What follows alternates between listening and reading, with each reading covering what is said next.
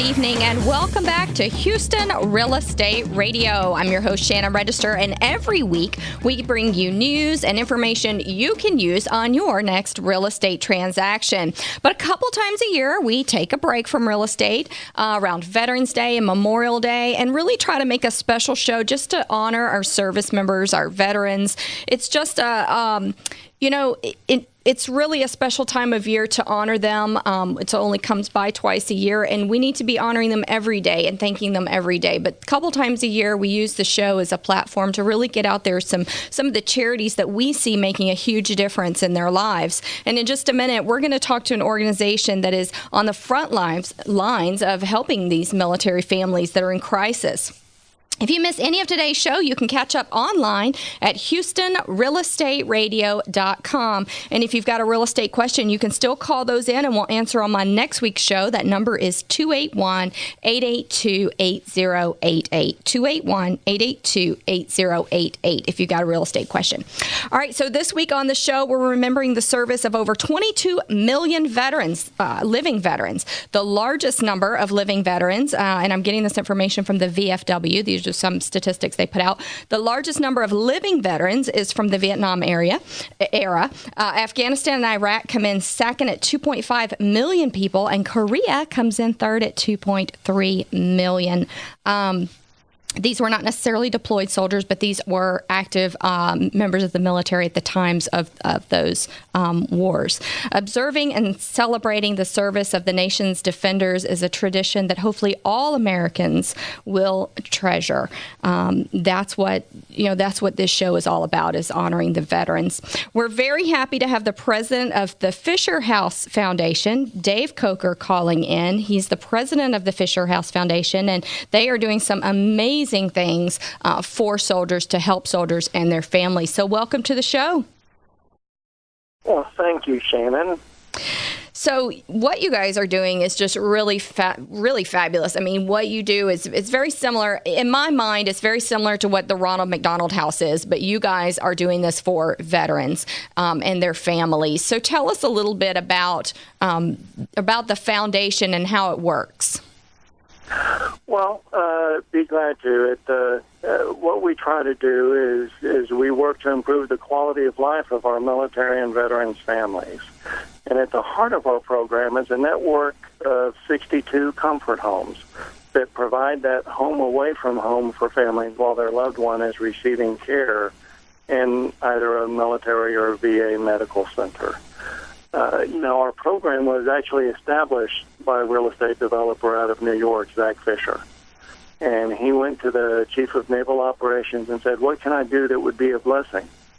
And he said, the biggest challenge we have is providing affordable lodging where people can stay when we send their loved ones for treatment. Mm-hmm. And Zach said, I'm a builder. I can solve that problem. And so he offered a house for the Army and then the Navy, and he thought about it and said, I don't want to make the Air Force mad. And 3 became 5, became 8. And, he could never have dreamed that we would have this many. He actually essentially wrote a check for the first 24 houses. Wow, and when he great. passed away in 99, we became responsible. We expanded into the VA healthcare system when we received a letter from a nurse who heard what Zach was doing for the military hospitals, mm-hmm. and said, it would be a tremendous blessing for the VA as well. And one of the exciting things is that gives us the opportunity to serve those whose service goes back to Vietnam and Korea, because our program wasn't there to serve them at that time. It was established in 1990. Yeah, so going through the VA, that they can now get those benefits if they need it. Well, and when I look at it, it's the military healthcare system that saves their lives. It's the VA healthcare system that gives them back their lives through rehabilitation. Mm-hmm. And when you get that phone call and you learn of somebody who's wounded, ill, or injured, you want two things. You want the best health care possible, and you want to be there. Yeah. Well, the military and VA healthcare system provide world-class health care, mm-hmm. And they take care of that first priority. But the challenge is an affordable place to stay. And that's where we get to come in and be a part of the solution. We build the homes. We then give them as a gift to the Army, the Navy, the Air Force, or Department of Veterans Affairs. And in return, they agree they'll operate and maintain the house in perpetuity, which lets us move on and bless the next community. Mm-hmm. And y'all are in 62 different communities. Is that right? Well, no, we have 62 houses. Okay, some of the workload, for example, at Houston, we just finished building our second house at the Michael E. DeBakey VA Medical Center because the workload there is such that one house wasn't meeting the need. And they're beautiful homes. It's not a cold facility. I mean, they're very nice, and which is what families need when they're going through all this traumatic change. It's a comfort and a safe place for them to go. Well, hospitals need to be sterile, and if you want a home away from home, number one, Zach always insisted that these people are my guests, and they'll be kept to my standard. Thank you very much. The second part of that is when somebody walks through the door of a Fisher House, we want them to know that there are others who care about them and want to support them, appreciate their service, right, and want to support them in their time of need.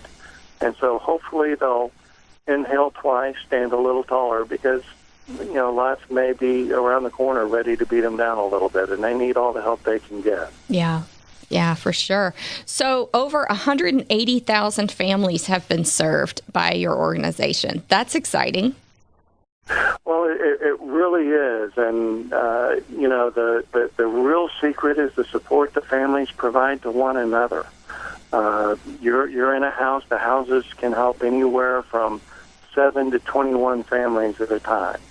And it's those normal activities of daily living that help give you some stability, getting that cup of coffee and finding out how your loved one's doing. Mm-hmm. If you get that phone call and someone has given a leg in service, you don't really know the extent of their wounds.